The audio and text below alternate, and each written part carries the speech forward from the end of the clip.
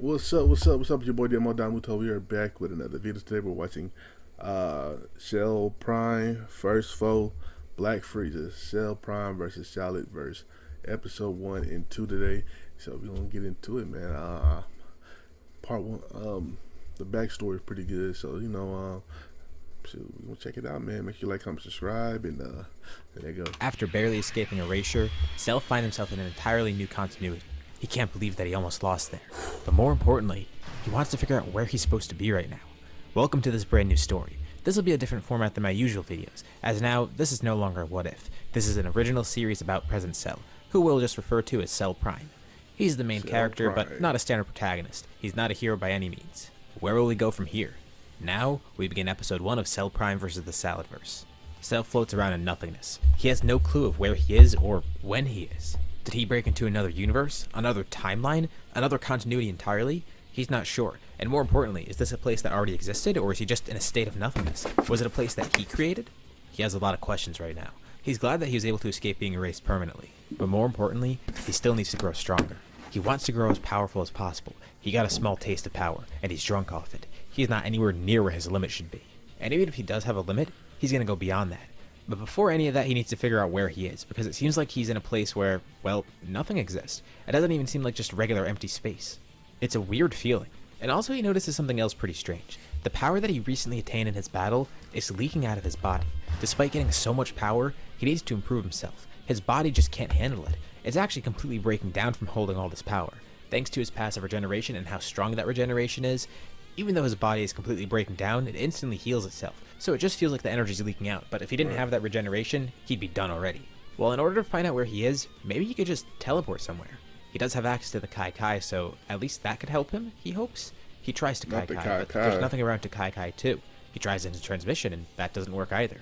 So he's in an area of complete nothingness, and it seems like he's not going to be able to break out of here anytime soon, at least if his power drains. Maybe if he could try doing what he just did, he could hop dimensions again. Before all this power fades, he tries using it one last time, powering up to his absolute maximum. And with a stroke of luck, it works again, opening what looks to be another portal. But it leads to somewhere completely different. It doesn't go back to his home because his home is destroyed. Everything there is erased, and he doesn't know the scale of what he just caused, nor the scale of the thing he's about to get into. But this does interest him, the fact that he can seemingly hop timelines. At least that's what he theorizes is happening. He can't tell where he is. He's clearly not just hopping universes, so it has to be that, right? Or maybe it's something beyond that. Maybe he's doing more than just hopping timelines. Cell isn't entirely sure, but at least for now, he's just going to consider them different dimensions. He's got to figure out how to do this willingly, and how to control where he goes, as well as keeping some sort of map of everything. The new place he arrives in seems just like the universe he was in before. He tries to Kai Kai, and he actually goes to a few different planets that he recognizes. He's in Universe 7 again. At least that's what it seems like. He tries to do something that he saw one of the Kais doing, at least before he killed those Kais. They had some crystal ball that gave him an overview of the universe. So he creates one in his hands. Unsure of how to work it, but he tries to control it. And as he looks around, everything is revealed to him. It seems that he is in Universe 7. And it's so strange because a lot of this seems similar, but it doesn't seem like anyone knows he's here or anyone even cares that he's here. It's almost as if he doesn't exist here, or at least isn't supposed to exist. Cell has no clue of where he is right now, but he senses a familiar power approaching him. A key signature that he's never actually interacted with, but one that he knows. Someone is flying through space towards him. Suddenly, Cell is grabbed by someone, tackled into a nearby desolate planet. He quickly throws up a shield, and whoever tackled him can't reach him directly. There's a cloud of dust around him, and Cell drops the shield. And Cell can instantly recognize who the man is. But the man doesn't recognize Cell. He sent Cell's strength all the way across the universe, and that power that he felt, he felt his own key within it. It's Frieza. And he didn't know what he was dealing with, but he wanted to figure out exactly what that was. Oh, it's just Frieza. This doesn't concern Cell too much because first of all, the last time he fought Frieza, he wasn't that big of a threat. Which also means that if they were to fight, it wouldn't even be interesting for Cell anyways, but at least with Frieza he could actually ask him a few questions. It seems like Frieza doesn't know who Cell is and Frieza has no clue. And he asks Cell to actually explain who he is, demanding to know why he feels his own energy and what seems to be his father's energy, as well as Goku and Vegeta, and a bunch of other different energies within him. Cell landed in a timeline where he was destroyed, a timeline where President Cell was never born. Cell didn't just hop universes or timelines, he hops continuities. The continuity he exists in, it's one that follows the main Dragon Ball Super manga timeline. Everything that's happened in the manga up to the superhero arc, that all happened here. It's a continuity where nothing was affected by Cell. Cell still has no clue about how all these timelines and continuities work, but he'll get more into that later. Because for now he's finally found an opponent to test his power out against. So this Frieza might have a different backstory, and Cell hopes that means he's stronger. Although again, he's not really expecting a big fight. He defeated Golden Frieza without any effort. so he laughs this off too. Although what he doesn't realize is the fact that he defeated a Frieza who didn't train yet, one who never got the black form. And he only realizes this when Frieza shows that off, transforming into this brand new state that's unfamiliar to Cell. Shit. He feels an immense amount of power emanating from him. He didn't realize Frieza had a form beyond Golden. Frieza has no clue of who this guy is, and Cell is kind of pissing him off by not answering him. And also the fact that he's making a mockery of Frieza. And just as important as both of those things, Cell appears to be a threat to him. So he's going to kill Cell as quickly as possible. Especially because he senses his father's ki in here, as well as his own and those monkeys. He can't explain why, but this guy must have been engineered somehow with his own power. He knows that androids existed on Earth. He even fought alongside them, but nothing like this. That's his only theory as to what this guy is. And Cell's intrigued. Maybe that power that Frieza's showing is something that he can harness. He does want to see more of it, but he doubts it's going to do much against him.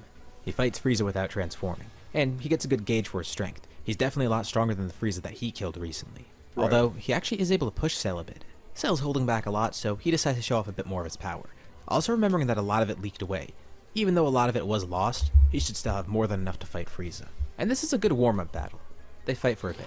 Frieza takes it very seriously, they call your shit a warm-up and Cell battle. takes it somewhat seriously, showing off more power as the battle goes on. But at some point he is a bit bored and he realizes this battle is going nowhere, so he displays a little bit more of the powers that he gained. All at once, he tries to summon everything that he has. Whatever powers he can combine at any given time, he tries to use that. He tells Frieza that he doesn't really have a form beyond perfection, because what he does have is something that's constantly fluctuating. He had some experience with this in the battle that he was just in. But this isn't a standard form. Pretty much every time he's used it, it's changed. As he flares up into it this time, he briefly goes into Ultra Instinct, and one of his eyes turns red like granolas. But the power leaks out of him. He's still not in the right state of mind for Ultra Instinct. Okay. But what's left is something different which he actually hasn't used yet. At least not a lot of. The aura of a god of destruction surrounds him. So, he guesses this is the appearance that this form will take on for now. He hasn't really thought of a name for this state of being. It's not a standard transformation. Whenever he summons it, it mixes all of his great latent powers together and puts Cell in his strongest possible state, hence the name Prime. He's in his prime right now. This is the strongest level he could achieve at the moment. A combination of his god of destruction powers, a combination of the Cerealian abilities that he's gotten, as well as some access to magic, from Boo, Bobbidi, Moro, all the Supreme Kai, and pretty much anyone else who has access to magic. Granted, he hasn't had many fights as Prime Cell, but every time he's used the state of being, his fighting style changes. He needs to adapt to whatever powers he's using. And who knows, maybe next, Frieza's golden form will be part of it, maybe even that black form, which is exactly why he spent some time studying it. And when he transforms into Prime Cell, he's easily able to defeat Frieza, and this is a nice stress test for Cell. Normally he might have not won this, but it seems he grew significantly stronger from his last battle. So much stronger that he simply can't contain all the power he has. He drops out of his Prime form, and he looks over the body of the defeated Frieza. He's somehow still alive. He knows that Frieza and his species are very durable. He could actually absorb Frieza's powers with magic, but Cell needs to build up his body. So he needs a real fight, one without shortcuts. And his next fight, he's gonna have to not give himself a handicap. So he does something weird. Using magic, instead of taking energy, he gives some to Frieza, completely healing him. He wants to fight again, and this time he'll give himself more of a handicap. Naturally, Frieza's infuriated. Cell's clearly making a fool of him. He defeated Frieza and then healed him out of pity and told him to fight again. It's a level of embarrassment that Frieza's never felt. And he's so angry right now that he could barely maintain it. They instantly jump back into a battle. This time Frieza will kill him for sure. As they fight across the entirety of Universe 7, with Cell trying to hold back as much power as possible. He wants Frieza to hurt him. That's the only way he's gonna grow. Unfortunately, Frieza's not too interesting of an opponent for Cell. So after this fight, Cell will dispose of him.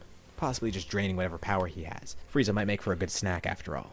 As they fight across Universe 7, of course this does alert some others. Cell wonders who else in this universe there is that could fight him. And as he fights Frieza, he tries to think through this. But he feels a weird sensation. Amidst the battle, he attacks Frieza, and he accidentally puts way too much power into it, completely obliterating Frieza. But he didn't intend to do that. He feels a sharp pain throughout his body. It's a weird feeling that he can't even describe. It's almost like he's vibrating rapidly, like his entire body was being torn apart for a second and then just went back to normal. He has no clue of what it is, or why it caused him to use so much power. But then he remembers back to what happened with Goku Black. Since his drone did get to see a bit of it, in that brief moment where Goku Black actually traveled to the past, he was forcibly pulled back into his timeline. And Cell thinks that maybe that's what just happened to him, or at least was trying to happen. He has no timeline to be pulled back to. It's essentially like he glitched in this reality, like he doesn't belong here. But he doesn't belong anywhere. And this angers him because it caused him to kill the guy that he was just training with, or rather, using as a punching bag. So this leaves Cell with a lot to think about. He has a bunch of new goals in mind. For one, of course Cell wants to get a bunch of new abilities. Right. Whatever he can get, he's going to get. 2, he's going to fight stronger people. Naturally, this has always been a goal of Cell's. 3, he wants to strengthen his body to hold even more power. Sure, he can get all these new abilities, but he needs his body to be able to maintain more power within it. otherwise there's no point in stealing energy from everyone else. 4. He wants to make a roadmap for dimensions and figure out where he is. 5. He wants to figure out how to hop dimensions willingly. 6. He wants to figure out why he's glitching and how to stop that, and what the source of it is in the first place. And finally, a goal that's somewhat on the back burner, he wants to get back to his main continuity and get back at the Zeno that erased his timeline, just to claim victory there once and for all, and then go on a free-for-all throughout dimensions. He wants to see if he could hop dimensions again, so he tries something different this time. He spawns 2 Cell Juniors, and instead of him using his power to break dimensions, he tells them, clash with each other and use so much power that it breaks the dimension. And of course the Cell Juniors obey, and it actually works to his surprise. By using a ton of power, he's able to break dimensions, and if there's 2 forces combining with each other, like for example 2 powerful opponents clashing, it's able to break dimensions really easily. And you know, this could be useful for him. These 2 Cell Juniors, they could basically be his guides. They could also help him throughout this. He's going to keep them around, especially because they're able to help right now. And for the first time, he's actually going to name these Cell Juniors. One of them will be named Raibo, and the other named Gogi. The 3 of them travel through this portal, wondering where they're going to go next. As the portal opens and closes, all the way on Beerus' planet, Whis is looking through his staff. Of course, they've taken note of this battle. Goku, Vegeta, and Broly were in the middle of a sparring match, too preoccupied to even sense what was happening, but of course Whis picked up on it.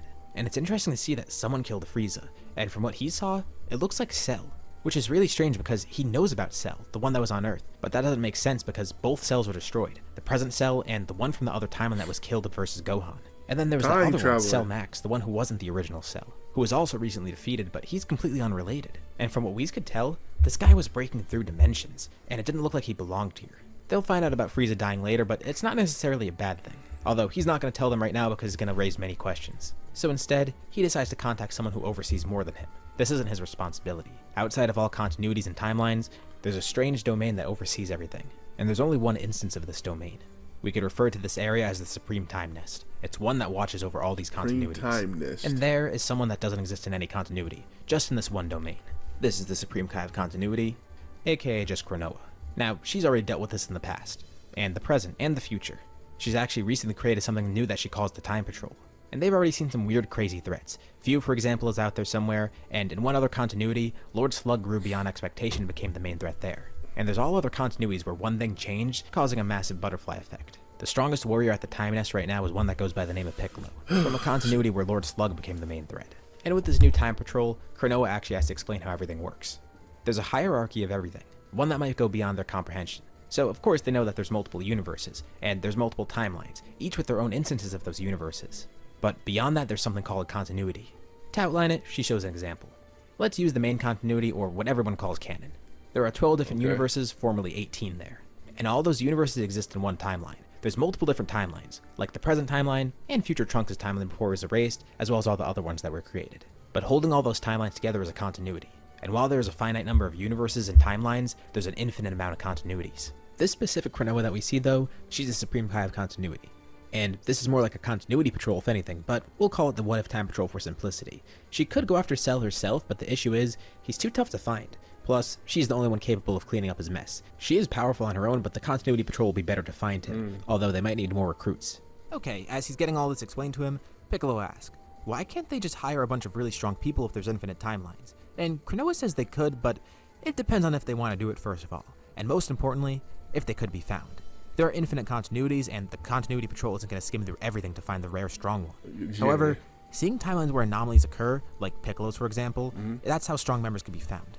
Cronoa did find a few others that caused anomalies, but those anomalies were fixed before she could even figure out what happened. There was one timeline, for example, where Goku never hit his head, and remained as Kakarot, and somehow that led to him becoming really strong. We just watched that timeline actually caused a few anomalies, and she's a little bit mad about it. A couple stories but ago. More importantly, she doesn't know if she could hire people like that because, well, he's still on a path to redemption. She hasn't found too many other strong continuities just yet. There was another one a while ago where Gogeta and Vegito fought, but as far as she could see in those continuities, not too much change after that. What they really need is a strong continuity that's put on the map that also has strong, good-hearted warriors. And this Cell, wherever he's from, it seems like he's breaking through continuities, which again isn't too new to them. Cronoa's Time Patrol has a few other members, but right now the only ones on the planet are from Piccolo's continuity. It's Piccolo, Granola, and Hit. We'll get introduced to more of the Time Patrol later on, which we'll refer to as the What If Time Patrol. When they hear about Cell, Piccolo asks if they could just use Super Shenron to fix this. Shouldn't he be able to do so? But Cronoa says it's impossible. Super Shenron can grant any wish, but it only affects his continuity. Technically, Cell has no continuity, so no Super Dragon Balls can affect him. From what she could see, Zeno actually erased the entire continuity, not just the timelines. The Zenos in that continuity did survive, but no one else did, and they're just floating around in nothingness. If you remember back from Cell's origin, when Champa asked Super Shenron to reverse everything, it actually split the timeline into two.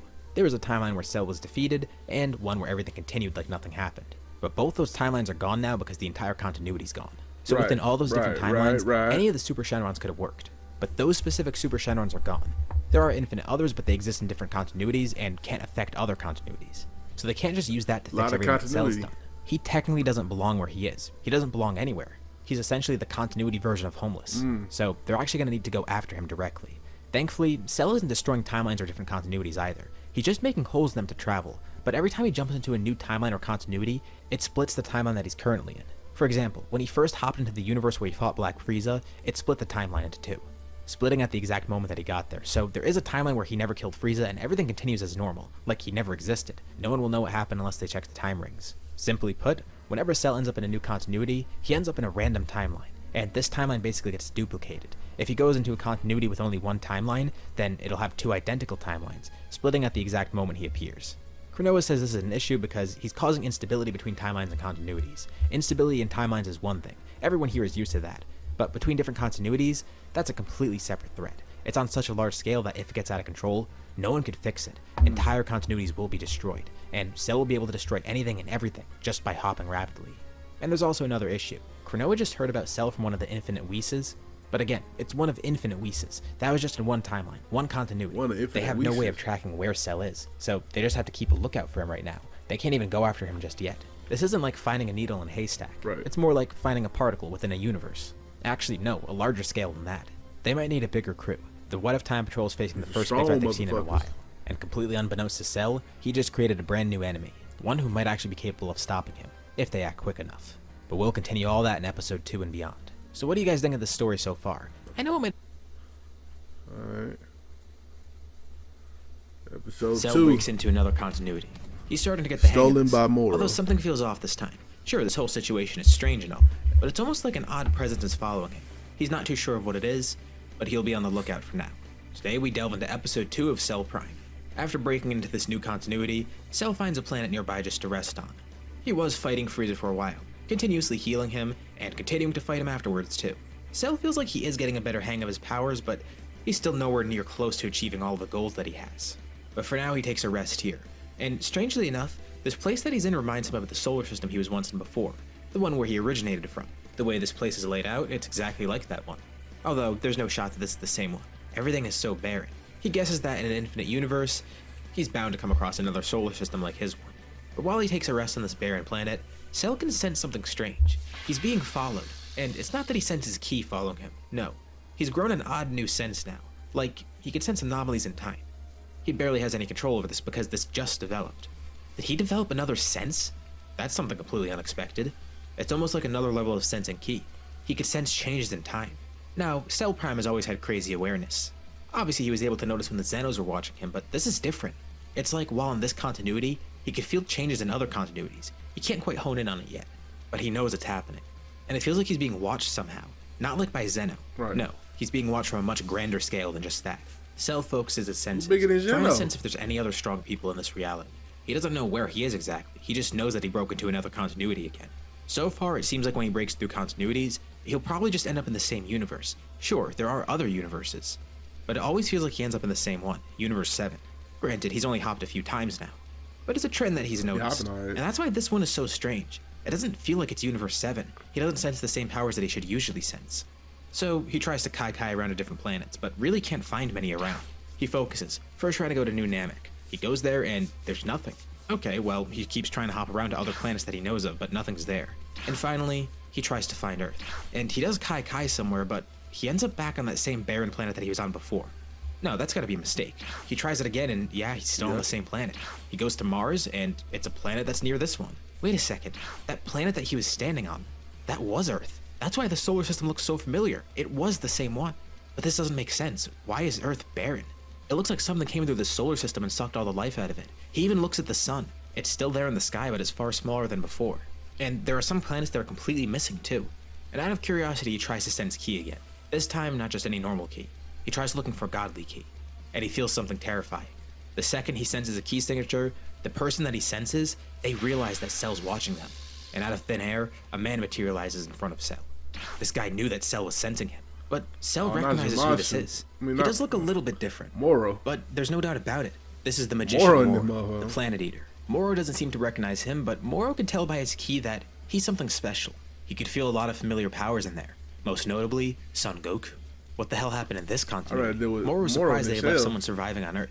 He thought he wiped out everyone here and in this entire galaxy too. Actually, more like this entire universe. I'm lying. This is a continuity where Moro ended up winning, beating Goku and everyone on Earth. It was a tough-fought battle, and near the end, he almost overflowed with power. But he was able to contain it, fortifying his body, upgrading it, now having more power than anyone could have ever imagined. Although after that, things are a little bit boring. He went around absorbing more things in the universe. And of course he does know about the multiverse too, but he's gonna take his time dining on everything here. Sure, he could eat the universe pretty quick, but it depends on his appetite. Earth was a really big feast for him. He's eaten most of everything, and pretty much everyone in this universe by now, even his own minions. Earth especially gave him a nice power boost. Once he absorbed all of Goku's power, he even took Beerus's. Unfortunately, Whis was a bit too fast for him to absorb, but it didn't matter. By this point, every strong power in Universe 7 was his. He even summoned Super Shenron, breaking into Universe 6 to get the last Dragon Balls, and absorbing the dragon there. That was a really good snack. The other gods of destruction don't even care to interfere with him because they know they'll die instantly. They're trying to work up some good way to fight Moro, but they have no idea of how to. Interesting. The Moro in this reality kind of reminds Cell of himself. But by now, Cell has access to that same magic, and he has more abilities too. This seems like it could be an interesting battle. Maybe someone who's close to on par with him. And Moro says this is nice. He thought he was out of snacks in this universe, but it looks like he still has a little bit more to go. Honestly, he's surprised that Zeno didn't destroy everything yet, which is good because that means he can go to Zeno next. Although, he wonders how this guy got here. Cell says it would be too much for his feeble mind to handle.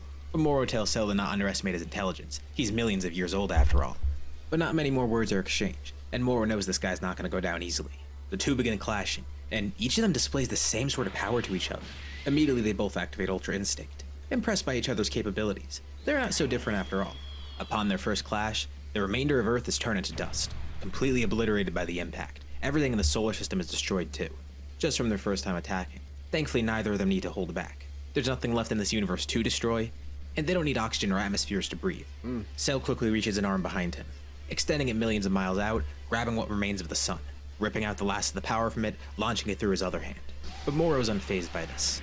Quite the flashy attack, but the last embers of that star aren't going to do anything to him. Moro's going to show him how to really use his magic, grabbing all the debris from the solar system around him, and even beyond that, all the solar systems around them. It all morphs into giant rings of debris, almost like the rings around a planet, orbiting around the two of them. Of course, Cell's attacking throughout all of this, but Moro was able to fend it off. He could do this magic without his hands. The rings of debris around them are fueled with Moro's ki, and then it starts swirling together above him. All of it launches millions of miles up into the air, and then within an instant, it comes raining down on Cell. Damn. So fast that it can't even be seen. It's going faster than the light that reaches it. And this attack is smart. It's widespread, it's powerful, and it's hard to be sensed because, while there is ki in it, it's inanimate objects that are coming towards him. But after the attack is over, Moro floats there with a smug face. Cell is partially injured, bleeding, and he's amazed. He's thrilled even. He's finally found someone who could injure him in a fight. This is gonna be fun. The two of them battle across the dying universe. Moro, of course, tries to take some of Cell's power for himself. Who knows, next he might even eat Cell's soul. That way he won't exist anymore. He quite likes the taste of Cell's power, but he wants more than that. He doesn't just need his raw strength, he wants his entire essence. Cell is no ordinary fighter, he can see that's for sure. If Cell becomes one with Moro, imagine how unstoppable he'll be. And as he fights, he realizes that Cell isn't even from this continuity. Top tier. Maybe he could hop around timelines like that too, growing even more powerful. He can consume entire timelines. Not planets, not stars, not galaxies. Even universes are too small for him. He's gonna consume entire realities. That's Moro's next plan. And unfortunately for Cell, it's not gonna be an easy battle here. Yes, he does have Moro's abilities, but he doesn't really know how to utilize them properly. He's barely used them at all. And unlike a transformation, it's not something he can just transform into. He could activate Moro's abilities, but he doesn't know how to use them properly. Moro has millions of years of practice and knowledge. He's a master at this. Cell is a novice. He's able to actually steal a portion of Cell's energy, a huge amount actually. And Cell could feel everything being torn from his body, that power that he just gained, everything that he just got and has been working towards controlling. All the excess energy that he wasn't supposed to have, it's now going to Moro. Cell tries to take some of it back, and to an extent, he does accomplish this. But mostly, he prevents Moro from stealing more energy. It seems that Moro actually permanently stole a lot of Cell's power. He still has access to all of his knowledge, all of his techniques, all the forms that he gained too. But his raw strength, his energy. Remember, his body's not used to this energy. It's not something that he innately has. It was excess power that he wasn't really supposed to have. Think of it like this. Cell had a ton of excess power that he was trying to utilize properly. Think of a battery that was charged millions of times over. But with all that extra charge gone, now he's just at 100%, which is still pretty Straight powerful 100. for Cell. Huh, He's still ain't far perfect. stronger than he was when he first awakened. But that power that he's gotten so drunk off of, the power that he's gotten a taste for, it's gone now. Moro has all of it. Okay, And Moro. what's worse, this means that Moro is far stronger than him. He can't be beat. As Moro consumes the energy, he compliments Cell. That really was a tasty feast. The amount of power that Cell had, it's more than Moro's eaten in his entire lifetime. And unlike Cell, Moro's experienced having too much power before, and has figured out a way to work around it. Right now, this power might overflow, but Moro knows how to work against it, and it's not really that bad for him because his body's already acclimated to this level of power. Cell simply didn't deserve this power. Moro does. And unfortunately, he has no use for Cell anymore. But Cell feels that strange feeling again, that extra sense that he gained where he could sense anomalies. And Moro could feel the same thing. The two of them look at each other. They know they're feeling the same exact thing right now. Not too far in the distance, a brilliant show of lights illuminates what little is left of the dead solar system. A light in the pitch-black darkness of space. The two of them instantly recognize who this is, first from how his ki feels, and then from his looks, obviously. It's Piccolo, and next to him is someone that neither Moro or Cell recognizes. He looks kind of like Goku, though. Well, it looks like this isn't going to be too hard for the two of them. Moro already stole a lot of Cell's power, Okay. and they're just going to have to eliminate both of them here. Piccolo and the Saiyan obviously aren't going to explain who they are, but Cell feels like he knows what this is. These must be the people that were chasing him, the people that he sensed. It's two continuity patrolmen, Piccolo and one of the Bardoks. Piccolo goes to handle Moro, Piccolo. as Bardock goes to handle Cell. Cell's lost a ton of power, so Bardock Bardock should be able to handle him teaming himself. up. And if not, Piccolo would definitely be able to help out here. Cell summons his two Cell Juniors, Raibo and Gogi. This entire time they've actually been scouting the universe to see if there was anything out there. But, of course, there wasn't. And now they fight against Bardock. Much to Bardock's surprise, Cell still has a ton of power, and so do these Cell Juniors. Well, that's also kind of expected. Bardock shows off his full strength, not holding anything back. Okay, He knew that he Bardock. might not be able to That defeat boy Cell look right here, but clean. at the very least, he could hold him off while Piccolo finishes Moro. Cell probably could even kill Bardock right away, but he doesn't. He wants to find out more about these two, and how strong they are. The two Cell Juniors fight Bardock. And this is good for Bardock too. These Cell Juniors were apparently what was bringing Cell to different continuities, so with them preoccupied, Cell's not going to be able to escape here. Moro, of course, isn't too happy to be interrupted, but he doesn't think any of these two will be able to do anything. Piccolo did have a good amount of power, but for Moro, Piccolo is more of a snack rather than an actual meal. But this is no Oh, ordinary calling you a Piccolo, snack, and he Piccolo. knows of the events that happen in this continuity, which is exactly why they need to stop all of this. Sure, it's unfortunate that this reality exists, a reality where Moro won, but it's even worse that Cell split it. Just like the other ones, when he came here, he split this reality into two. And now he's created an even stronger Moro, one that has the power to threaten other continuities. In terms of the original continuity where this Moro existed, well, that's just how it was fated to go. Even though a lot of things there were destroyed, there's still at least hope that it could come back from it. But in this one, it's hopeless. And it's all because of the actions of Moro and Cell. As unfortunate as this is Piccolo's first real job as a continuity patrolman. He'll have to eliminate this variant Moro, and of course, they need to stop Cell Prime. Ironically, Piccolo's in a similar situation. With Cell, he doesn't have full access to his power, and the same goes for Piccolo. This Piccolo isn't ordinary by any means. This is one that lived in a merged universe, one where Universe 6 and 7 were one. His story is a long one, but to keep it short, he's merged with all of Namek in that universe, as well as the two dragons there, eventually becoming so strong that his power greatly eclipsed that of Super Shenron, although he fought an enemy that challenged that power, leading him to having reset the entire continuity that he was in. This made him lose a lot of his powers, but some of it still is dormant, because this is the same Piccolo. He just sent himself back in the continuity. Although, what he did is different. In Cell Prime's original timeline, when Super Shenron made a wish, it caused the timelines to split as one reset. However, what Piccolo did in his own continuity, he actually reset the entire continuity as is, not just the timeline he was in. He was strong enough to do this, resetting the entire continuity without disturbing any timelines, ensuring for a fact that his foe wouldn't come back. And that's the reason he's sent out here. Of course, Moro is the main concern now, but he was the best bet at fighting Cell, seemingly. Despite not being at his full strength, You are the best bet. his power is more than enough. And he knows how volatile time travel and continuity travel is. Bardock, on the other hand, he kinda does understand this. He's essentially there as some extra muscle. Bardock's It's a so shame they couldn't fire. scramble all the continuity patrollers together, because otherwise, this would have been much easier. There's a lot of information But they in had this to do fucking this on a story. whim while they had Cell in one place. But Moro doesn't spare anyone around him. While Bardock's fighting Raibo and Gogi, all three of them are attacked as well as Piccolo. And Cell is too. Cell now realizes these are the people who were chasing him, that power that he sensed before. Someone was watching him, and it was these two, or whatever group they're part of. But thankfully, Moro's attack here is the perfect scapegoat for him to get away. Quickly, he Kaikais to a far end of the universe, and immediately gets the two Cell Juniors to create another portal for him. Piccolo is able to protect Bardock from Moro's attack, and then he's fully able to eliminate Moro, not just simply killing him, but actually completely erasing him. And Bardock's terrified at this display of power. Even though Piccolo's his ally, he's shaking. And also there's another problem. Bardock needed an artificial atmosphere to come here. Piccolo, on the other hand, he's grown so strong that he's adapted to outer space. But Bardock still can't breathe freely out here. And with all the attacks around him, his personal atmosphere's been compromised, so they really need to get back to help him.